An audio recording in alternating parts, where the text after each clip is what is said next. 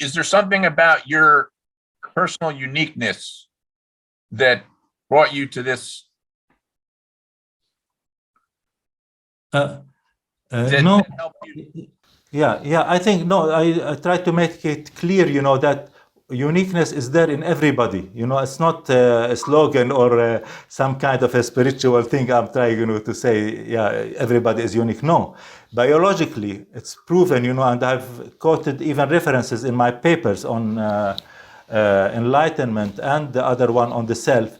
That unique biologically, every human being is unique. No two brains are alike.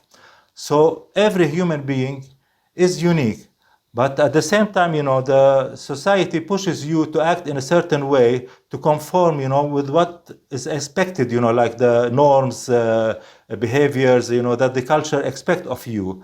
And this is what creates the conflict, because between this uniqueness that is there in you and what the society wants you to be, not what you are. So you know who you are and what you are, because you are aware of your perceptions, reactions, so on. But all the time you try to suppress them or deal with them or try to do something about it because of the fear of what happens if they are out. Because you have to pay the price as somebody paying, living in a society. So this is the main conflict, the main problem, I think. So uniqueness is not there in anybody in particular. It's everybody is unique, I was just saying, if you think there's something about your particular uniqueness that made it easier for you to come to this discontinuity. Yeah, no, I tried to explain it in other times that what happened. My explanation, and I tried to explain it more clearly in the paper I wrote on enlightenment, because it also discusses the neural basis of this so-called enlightenment, what happens in such an experience from a neurological, biological point of view. So in my case, what happened is that I decided to face the fear. Usually in our daily life, we try to avoid fear in whatever way, Sometimes even when fear comes in the form, like in my case, in panic attacks, I had to take some kind of medication, to calm it down and to get out of that panic state. So what happened is that I just decided that I want to face the fear, I don't want to live in fear for the rest of my life.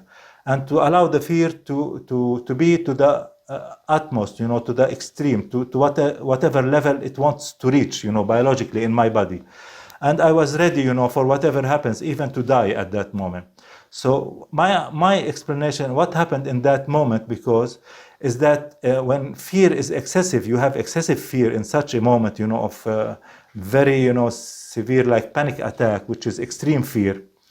The neurochemicals in the brain are like drained, there becomes dysregulation in the neurochemicals because of excessive fear. Fear needs, like serotonin and other neurochemicals as a process, and so when these are like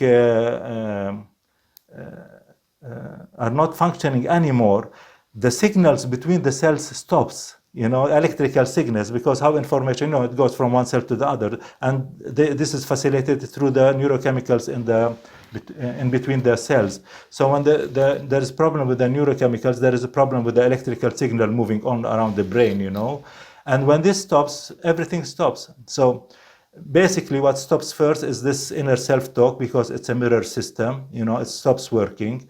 And when the inner mirror system, voice system stops working, the brain cannot recall the multisensory memories associated with the words, because there are no words anymore going on in the brain. So then you lose this inner self-talk, and with it all what you have, all the memories you have, which you have accumulated through language. So because of the fear. Because of the fear, because it causes a dysregulation in the neurochemicals in the brain.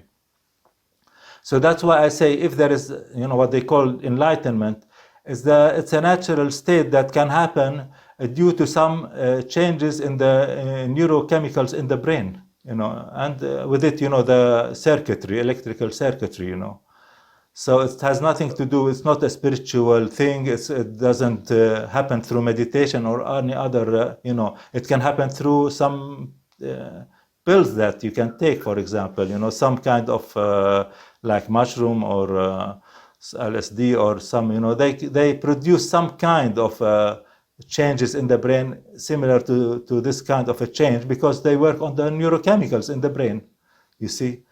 And now there is also work on a new, fairly new, technology, which is transcranial magnetic stimulation, where they use a light current on the skull of not, from the outside, and depending on what area of the head it is put on, it can influence the region in the brain inside, for example.